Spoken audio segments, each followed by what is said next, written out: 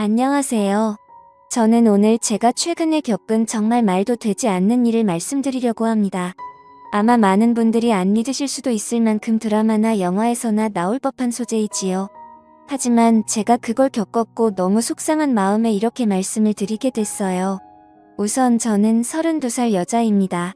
결혼을 한 지는 1년이 조금 넘었고요. 남편은 저보다 2살 연하입니다. 제 친구의 지인 소개로 해서 우연히 만나게 되었고 2년 정도 연애를 하다가 결혼을 하게 되었어요.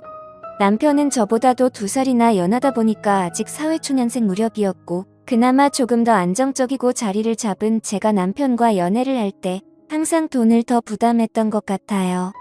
뭐 그래도 아깝거나 그러지는 않았어요. 그만큼 남편을 사랑했으니까요. 남편은 저보다 미이가 어렸지만 일찍 어려서 아버님이 돌아가셨어서 철이 빨리 들었다고 할 만큼 무척이나 성숙하고 마음까지 넓은 남자였죠. 그렇기에 저보다 돈을 좀 못 벌고 했어도 그동안 만났던 남자들보다 훨씬 사랑한 마음이 컸고 그래서 결국 결혼을 하게 됐답니다. 결혼을 할 때도 남편 쪽에서 시어머니는 저를 반대하실 이유도 없었고 너무 쉽게 승낙을 받았지만 저희 집 부모님은 저희 남편을 상당히 못마땅히 하셨습니다.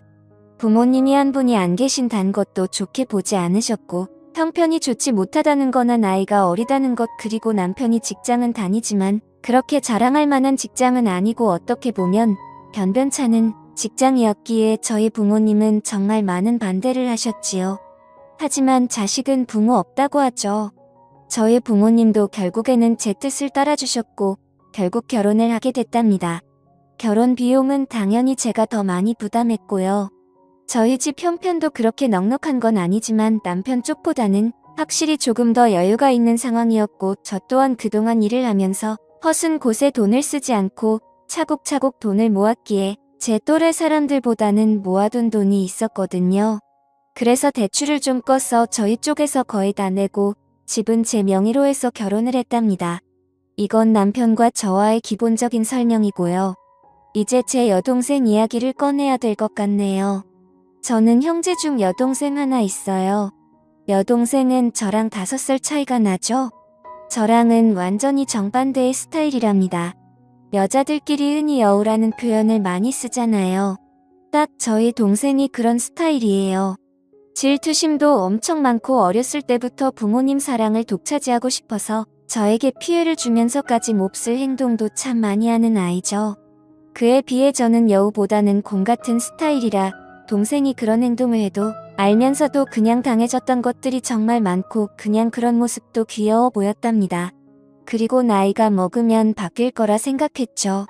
하지만 여동생은 나이가 먹을수록 더 철이 없어졌고 자기 멋대로였어요.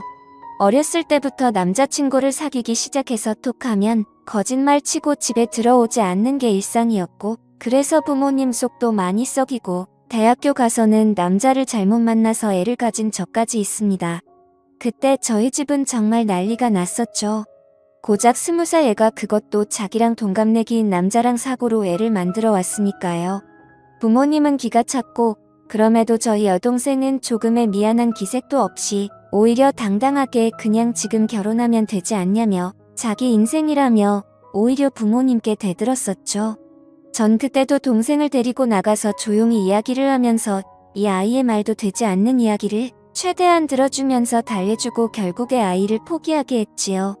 그리고 이 아이의 남자친구도 제가 만나서 다시는 저의 동생을 만나지 않겠다는 확언까지 들었습니다. 저 또한 정말 너무나 화가 나고 동생한테 실망했지만 저의 부모님까지 동생한테 등을 돌린 마당에 저라도 동생의 이야기를 들어주고 최대한 이 아이의 편이 되어줘야 한다고 생각했어요. 그렇지 않으면 정말 막무가내로 살아야 하는 아이였으니까요. 여튼 그런 큰 사건도 겪었지만 그때 잠시 조금 철이 들었다는 착각만 들었을 뿐 동생은 계속해서 철없이 막무가내로 생활했어요. 성적도 좋지 않아서 지방에 있는 전문대를 들어갔었는데 거기서도 간신히 졸업을 하고 나와서 거의 1년 가까이는 부모님에게 용돈을 받으며 매일 술을 마시고 남자를 만나며 살다가 돈이 부족하면 저에게도 항상 용돈을 달라고 조르고 결국 제가 동생 손을 부여잡고 동생에게 진지하게 말을 한 후에야 직장에 들어갔습니다. 사무직 일을 하는 직장이 아니고 그냥 매장 관리 쪽에서 직원으로 들어갔죠. 별거 아닌 거였지만 전 그래도 동생이 이제야 자기 힘으로 뭘 한다는 것을 기뻤어요. 여튼 그렇게 이 아이도 조금은 달라지고 있구나 라는 생각이 들 무렵 저는 연애를 하기 시작했고 당시 남편에게도 제 여동생을 소개시켜줬었죠. 결혼까지 생각한 사이였으니까 당연히 제 여동생을 보여준 것이었고 여동생은 저희 남편을 되게 좋아했어요. 앞에서도 말했듯이 저희 남편이 저보다도 성숙한 사람이었고 그렇기에 여동생이 저희 남편에게 정말 버릇없이 굴고 예의 없이 행동해도 남편은 다 귀엽다라고 하며 여동생의 응석을 다 받아줬어요. 그러다 보니까 어느 순간부터는 여동생이 먼저 저희 남편을 불러서 같이 놀자고 조르기 시작했고요. 저는 그래도 여동생이 저희 남편을 좋아하고 잘 따르는 것에 안도를 하고 남편 또한 여동생을 정말 귀여운 동생이라고 생각하는 것이 보여서 결혼 전부터 셋이 종종 모여서 많이 놀았습니다. 그리고 여동생이 남편에게 따로 연락을 하고 만나자고 전화를 해도 저는 그냥 아무렇지도 않았어요. 왜냐하면 여동생이 워낙에 철부지다 보니까 친구도 몇 명 없거든요. 그렇기에 이 아이에게도 의지할 사람이 필요하고 그게 제 남편이면 더할 나위 없이 좋겠다고 생각을 한 자였습니다. 남편 또한 저에게 여동생과 연락하거나 둘이 만나는 일이 있어도 항상 저에게 말을 했었죠. 그렇게 관계를 유지하다가 결혼을 하게 돼서 신혼여행을 갈 때도 여동생은 본인도 따라가겠다고 엄청 떼를 썼습니다. 그때 정말 애먹었어요. 하지만 남편이 하루 내내 동생을 달래서 겨우 뜨지 말리고 다녀왔지요. 그렇게 신혼여행도 다녀오고 행복한 결혼 생활을 하고 있던 무렵 어느 날 갑자기 여동생이 저희 신혼집에 찾아왔어요. 그것도 아주 밤늦게 말이죠. 저와 남편은 깜짝 놀라서 무슨 일이냐고 물었지만 대답을 하지 않더라고요.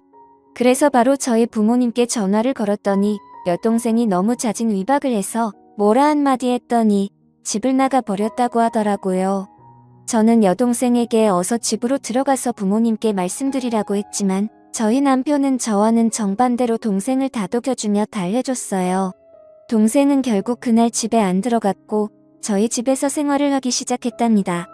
집에 돌아가도 자기는 또 뛰쳐나올 거라고 차라리 여기서 살고 싶다고 몇 날 며칠을 떼를 써서 저는 끝까지 반대했지만 결국 남편이 허락을 했고 동생은 저희 집에서 생활을 하게 됐지요. 저희 부모님 댁과 저희 집은 꽤 거리가 있었고 그렇다 보니 당연히 여동생은 원래 일하던 곳을 그만두고 저희 집 근처 카페에서 오후에 잠깐 피트타임으로 하는 일을 하며 툭하면 저희 남편에게 연락을 해서 어디 놀러가고 싶다며 빼를 섰지요. 그리고 저와 남편이 퇴근을 하고 돌아와서 셋이 집에 있을 때도 동생은 항상 남편 옆에 붙어 있고 저는 집안일을 하거나 떨어져 있었어요. 아니 더 정확히 이야기하면 여동생이 저를 질투하듯이 남편에게 먼저 가서 아얀을 떨고 항상 남편을 줄줄 쫓아다녔지요. 저는 이런 여동생의 모습에 화가 나기도 해서 남편에게 가끔씩 투정을 부린 적도 있지만 남편은 제 여동생이 어렸을 때 그런 큰일도 겪었다는 거에 안타깝게 생각한다면서 저의 투정보다는 항상 여동생을 더 먼저 신경 쓰기 시작했지요. 그리고 저도 여동생을 견제한다는 게 뭔가 말이 안 되고 제 스스로 웃기기도 해서 그냥 신경을 쓰지 않으려고 노력했답니다. 그러던 중에 제가 잠깐 3박 4일로 출장을 가야 될 일이 생겼었어요. 그런데 뭔가 단둘이 집에 남겨두기에는 조금 그랬기에 여동생에게 그냥 이제 집에 돌아가라고 이야기를 했지만 당연히 제 말을 듣지는 않았고 남편도 그 주에 일이 바빠서 집에 늦게 들어올 것 같으니까 저보고 그냥 안심하고 다녀오라는 말을 했지요. 저는 그래서 한편에 불안감을 남겨둔 채 출장을 가게 됐습니다.